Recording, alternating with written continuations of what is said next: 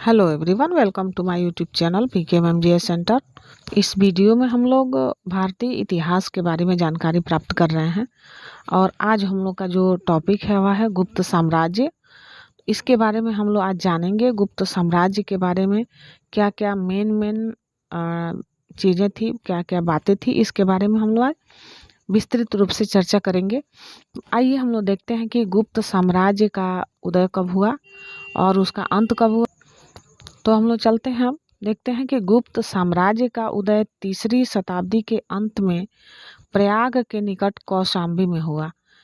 संभवतः गुप्त लोग कुषाणों के सामंत थे। गुप्त वंश का संस्थापक जो था श्री गुप्त था और उसका कार्यकाल जो था 240 ईस्वी से लेकर 280 ईस्वी तक था।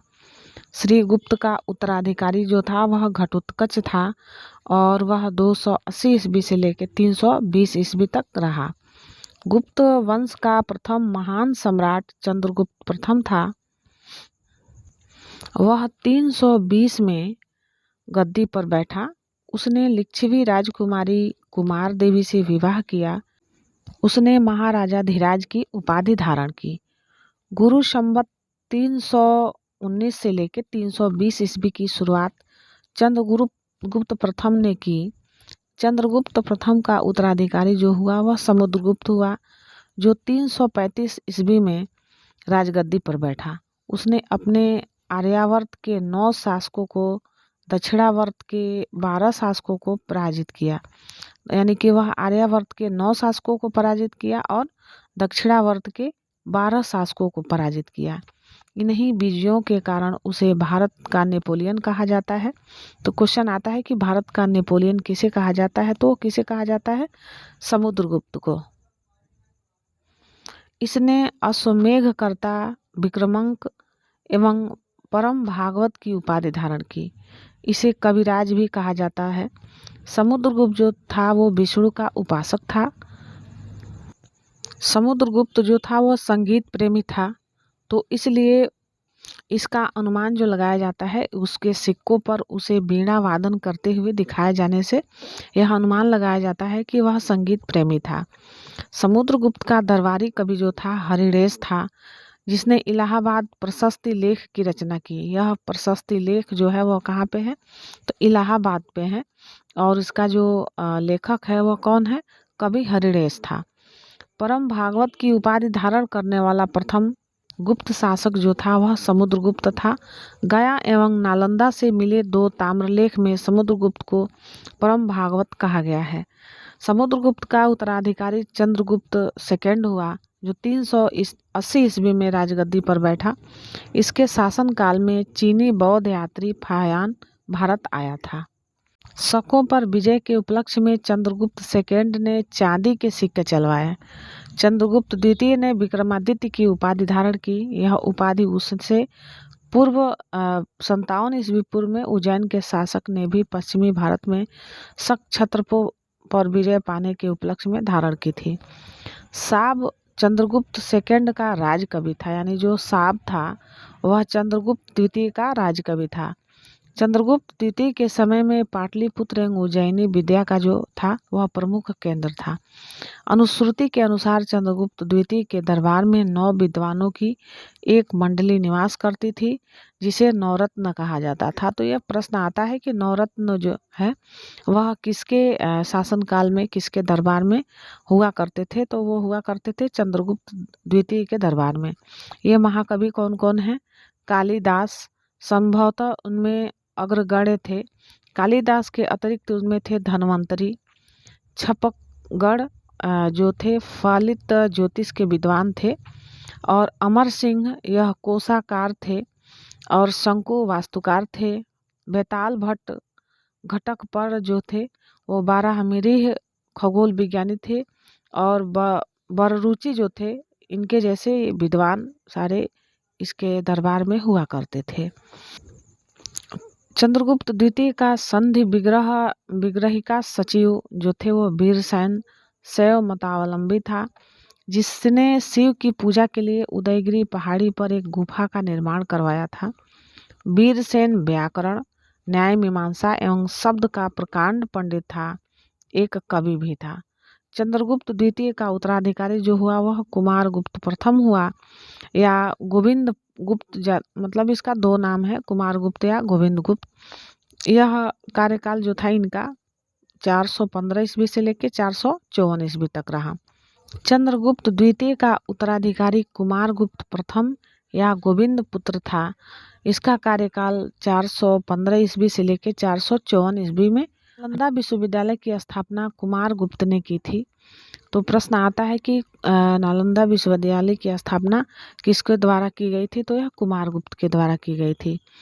कुमार गुप्त प्रथम का उत्तराधिकारी स्कंद गुप्त था। इसका जो कार्यकाल था 455 ईस्वी से लेके 467 ईस्वी में रहा। स्कंद गुप्त ने रत्नागिरी पर्वत पर स्थित सुदर्शन झील का पुनरुद्धार करवाया। यह भी गिरनार पर्वत और सुदर्शन झील का पुनरुद्धार से संबंधित प्रश्न पूछे जाते हैं। स्कंद गुप्त ने पड़र दत्त को सौराष्ट्र का गवर्नर नियुक्त किया। यानी जो स्कंद गुप्त था वह एक जो था पर्ण दत्त, उसको सौराष्ट्र का गवर्नर बनाया। स्कंद गुप्त के शासनकाल में ही हुणों का आक्रमण शुरू हो गया और अंतिम गुप्त शासक जो था वह विष्णु गुप्त था। गुप्त साम्राज्य की सबसे बड़ी प्रादेशिक इकाई देश थी, जिसके शासक को गोपन्ना कहा जाता था। एक दूसरी प्रादेशिक इकाई भुक्ति या प्रांत थी, जिसके शासक को उपरिका कहा जाता था। यानी कि जो सबसे बड़ी इकाई थी देश, उसका शासक गोपना कहा जाता था और दूसरी प्रादेशिक इकाई को भुक्ति या प्रांत और उसका शासक जो था उपरिक कहलाता था। भुक्ति के नीचे विषय या जिला नामक प्रशासनिक इकाई होती थी, जिसके प्रमुख विषयपति कहलाते थे। पुलिस विभाग के साधारण कर्मचारियों को चाट एवं भाट कहा जाता था। पुलिस विभाग का मुख्य अधिकारी जो था वह दंडपाशिक कहलाता था। प्रशासन की सबसे छोटी इकाई ग्राम थी। ग्राम का जो प्रशासन था वह ग्राम सभा द्वारा संचालित होता था। ग्राम सभा का मुखिया जो था वह ग्रामिक कहलाता था एवं अन्य सदस्य महत्तर कहलाते थे। ग्राम समूहों की छोटी इकाई को पेठ कहा जाता था। गुप्त शासक कुमार गुप्त के दामोदरपुर ताम्रपत्र में भूमि बिक्री संबंधी अधिकारियों के क्रियाकलापों का उल्लेख है। भू राजस्व कुल का उत्पादन जो था भू राजस्व का, उसके कुल उत्पादन का 1/4 भाग से लेकर 1/6 भाग हुआ करता था।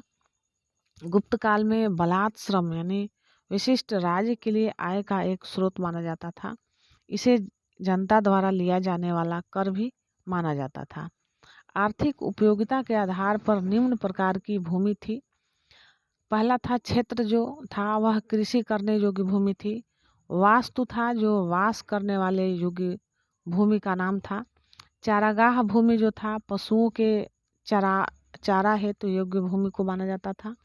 सील ऐसी भूमि जो जोतने योग्य नहीं होती थी और अपरहत ऐसी भूमि जो जंगली होती थी। सिंचाई के लिए रहट या घंटी तंत्र का प्रयोग होता था। तो ये जो भी पॉइंट है बहुत ही महत्वपूर्ण है। गुप्त साम्राज्य से बहुत सारे प्रश्न देखने को मिलते हैं विभिन्न प्रतियोगी परीक्षाओं में, तो इसको आप लोग पूरा देखिएगा। श्रेणी के प्रधान को ज्येष्ठक कहा जाता था, यानी जो श्रेणी का प्रधान होता था उसको ज्येष्ठक कहा जाता था।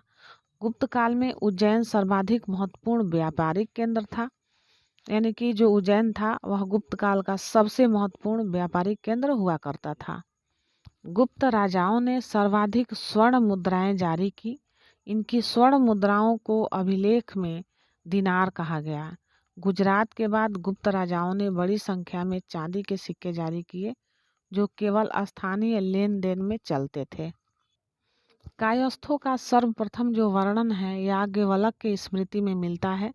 जात के रूप में जो कायस्थ थे वो सर्वप्रथम इनका वर्णन ओसनम स्मृति में मिलता है। विंध्य जंगल में सवर जात के लोग अपने देवताओं को मनुष्य का मांस चढ़ाते थे। यानी विंध्य जंगल में जो सवर जाति रहती थी ये लोग देवताओं को मनुष्य का मांस चढ़ाते थे। इसका मतलब ये कितने खतरनाक हुआ करते थे।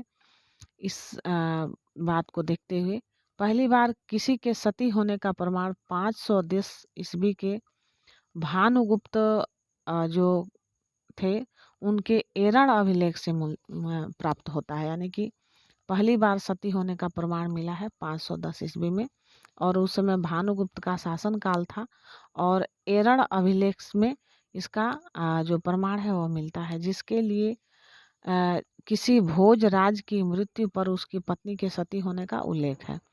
तो जो भोजराज थे उनकी पत्नी का इसमें सती होने का उल्लेख किया गया है। गुप्त काल में वेश्यावृत्ति करने वाली महिलाओं को गणिक कहा जाता था। वृद्ध वेश्याओं को कुट्टनी कहा जाता था। गुप्त सम्राट वैष्णव धर्म के अनुयायी थे तथा उन्होंने इसे राजधर्म बनाया। विष्णु का वाहन गरुड़ गुप्तों का राज्य चिन्ह था। गुप्त काल में वैष्णव धर्म संबंधी सबसे महत्वपूर्ण अवशेष ललितपुर जिला के देवगढ़ का दशावतार मंदिर है। यह बेतवा नदी के तट पर स्थित है। तो यह एक पॉइंट बहुत ही महत्वपूर्ण हो रहा है यहाँ से। अजंता के निर्माण जो था इसमें कुल 29 गुफाओं में वर्तमान में केवल 6 ही शेष हैं।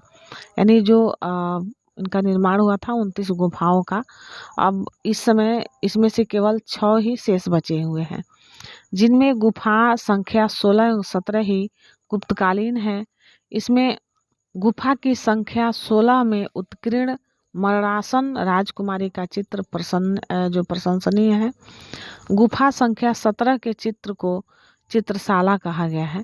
इस चित्रशाला में बुद्ध का जन्म, जीवन, महाभिनिष्क्रमण एवं महापरिनिर्वाण की घटनाओं से संबंधित चित्र उद्धृत किए गए। इस चित्रशाला में बुद्ध के जन्म, जीवन, महाभिनिष्क्रमण एवं महापरिनिर्वाण की घटनाओं से संबंधित चित्र उद्धृत किए गए हैं।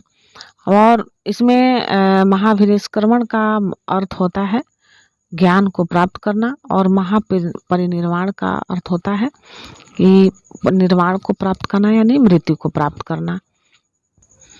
अजंता की गुफाएं बौद्ध धर्म की महायान शाखा से संबंधित है।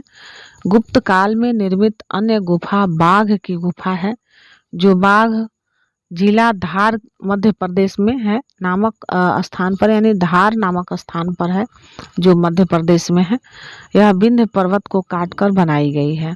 गुप्त काल में विष्णु शर्मा द्वारा लिखित पंचतंत्र जो संस्कृत में, यह कथा पंचतंत्र को संसार का सर्वाधिक प्रचलित ग्रंथ माना जाता है। बाइबिल के बाद इसका स्थान दूसरा है। इसे 5 भागों में बांटा गया है। पहला है मित्र भेद, दूसरा है मित्र लाभ, तीसरा है संधि विग्रह, चौथा है लब्ध प्रणास और 5वां है अपरीक्षा कारित्व।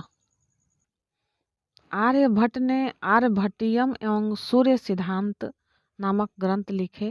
यानी कि जो यह काल था गुप्त काल, इसी काल में आर्यभट्टियम एवं सूर्य सिद्धांत नामक ग्रंथ लिखा गया। इसमें सूर्य ग्रहण एवं चंद्र ग्रहण के वास्तविक कारण बताए। आर्यभट्ट पहला भारतीय नक्षत्र वैज्ञानिक थे जिसने घोषणा की कि पृथ्वी अपनी धुरी पर घूमती है। वाराहमिहिर ने बृहद संहिता, पंच सिद्धांत, बृहद जातक और लघु जातक की रचना की। बृहद संहिता में नक्षत्र विद्या, वनस्पति शास्त्र, प्राकृतिक इतिहास और भूगोल के विषय की चर्चा की गई है। ब्रह्मगुप्त जो था इस युग का महान नक्षत्र वैज्ञानिक एवं गणितज्ञ थे। उसने यह घोषणा करके न्यूटन के सिद्धांत की पूर्व कल्पना कर ली थी। यानी जो न्यूटन का सिद्धांत था इसकी पूर्व परिकल्पना जो था वह ब्रह्मगुप्त के द्वारा हुआ था कि नक्षत्र वैज्ञानिक एवं जो होता है नक्षत्र का वैज्ञानिक, उन्होंने वैज्ञानिक रूप से कल्पना किया था। प्रकृति के एक नियम के अनुसार सभी वस्तुएं पृथ्वी पर गिरती हैं, क्योंकि पृथ्वी स्वभाव से ही सभी वस्तुओं को अपनी ओर आकर्षित करती हैं। यह कथन जो था यह ब्रह्मगुप्त का था, और सर्वप्रथम यानी कि न्यूटन से पहले इन्होंने इस बात को कहा था। गुप्त काल में पलकांड में पशु चिकित्सा पर हस्त्यायुर्वेद लिखा गया था। नवनीतकम की रचना जो है, नवनीतकम एक ग्रंथ है, इसकी रचना गुप्त काल में की गई। इस पुस्तक में नुस्खे, सूत्र और उपचार विधियां दी गई हैं। पुराणों की वर्तमान रूप में जो रचना है गुप्त काल में हुई है। इसमें ऐतिहासिक परंपराओं का उल्लेख है। संस्कृत गुप्त राजाओं की शासकीय भाषा थी, यानी गुप्त राजाओं की जो शासकीय भाषा थी यह क्या थी, यह तो संस्कृत थी। इस तरह के जो प्रश्न हैं, बहुत सारे प्रश्न इस तरह से सुमेलित करने के लिए विभिन्न प्रतियोगी परीक्षाओं में पूछे जाते हैं। तो इस तरह से आप लोग इस वीडियो को पूरा देखिएगा। गुप्त काल में चांदी के सिक्के को रुपया का कहा जाता था, यानी जो गुप्त काल था उस काल में जो चांदी के सिक्के होते थे उसको रुपये का कहा जाता था। याज्ञवल्क्य, नारद, कात्यायन एवं बृहस्पति जो थे, स्मृतियों की रचना गुप्त काल में हुई, यानी याज्ञवल्क्य, नारद, कात्यायन एवं बृहस्पति स्मृतियों की जो रचना हुई है वह गुप्त काल में हुई है। मंदिर बनाने की कला का जन्म गुप्त काल में ही हुआ। त्रिमूर्ति की अवधारणा का विकास गुप्त काल में ही हुआ था। गुप्त वंश के शासकों ने मंदिरों एवं ब्राह्मणों को सबसे अधिक ग्राम अनुदान में दिया था। गुप्त काल लौकिक साहित्य की सर्जना के लिए स्मरणीय है। भास के 13 नाटक इसी काल के हैं, यानी गुप्त काल में ही भास का जो नाटक है 13, इसका जो रचना हुआ था गुप्त काल में ही हुआ था। शूद्रक लिखा नाटक जो है मृच्छ कटिकम है, यह माटी की खिलौना गाड़ी जिसमें निर्धन ब्राह्मण के साथ वैश्या का प्रेम वर्णन है, प्राचीन नाटकों में सर्वोत्कृष्ट माना जाता है। तो यह जो मृच्छ कटिकम नाटक है इसका जो निर्माण हुआ था वह गुप्त काल में हुआ था। कालिदास की कृति अभिज्ञान शकुंतलम राजा दुष्यंत एवं शकुंतला की प्रेम कहानी है। यह भारत का द्वितीय रचना है जिसका अनुवाद यूरोपीय भाषाओं में हुआ है। ऐसी प्रथम रचना जो है भागवत गीता है। सांस्कृतिक उपलब्धियों के कारण गुप्त काल को भारतीय इतिहास का स्वर्ण युग कहा जाता है। तो कभी भी इस तरह के प्रश्न पूछे जा सकते हैं कि भारतीय संस्कृति में उपलब्धियों का जो काल है वह कौन सा है, तो वह गुप्त काल है और उसी को स्वर्ण काल के नाम से जाना जाता है। नगरों का जो क्रमिक जो पतन था, गुप्त काल की महत्वपूर्ण जो विशेषता थी वह नगरों का क्रमिक पतन था। अब हम लोग देखते हैं गुप्त काल के जो प्रसिद्ध मंदिर हैं वह कौन कौन से हैं। तो पहला है विष्णु मंदिर, यह तिगवा में बना हुआ है, जबलपुर मध्य प्रदेश के। दूसरा है शिव मंदिर, यह भूमरा नामक स्थान पे है, नगौदा मध्य प्रदेश में है। पार्वती मंदिर जो है नैना कुठार में है, मध्य प्रदेश में। दशावतार मंदिर, यह मंदिर ईंटों द्वारा निर्मित है, यह देवगढ़ में है, ललितपुर जिला में, और यह उत्तर प्रदेश में है। शिव मंदिर है दूसरा शिव मंदिर जो है यह खोह नामक जगह पे यह स्थित है जो नागौद मध्य प्रदेश में है। लक्ष्मण मंदिर, यह भी ईंटों द्वारा निर्मित है, यह भीतर गांव कानपुर में है, उत्तर प्रदेश के कानपुर में भीतर गांव में है लक्ष्मण मंदिर जो ईंटों द्वारा निर्मित हुआ है। तो हम लोगों ने आज गुप्त साम्राज्य के बारे में बहुत सारे इम्पोर्टेंट टॉपिक को हम लोग देखे हैं। उम्मीद है आप लोगों को वीडियो अच्छा लगेगा। अच्छा लगता हो तो वीडियो को लाइक करिए, हमारे चैनल को सब्सक्राइब करिए। मिलते हैं हम लोग। Thank you for watching this video. जय हिंद, वंदे मातरम।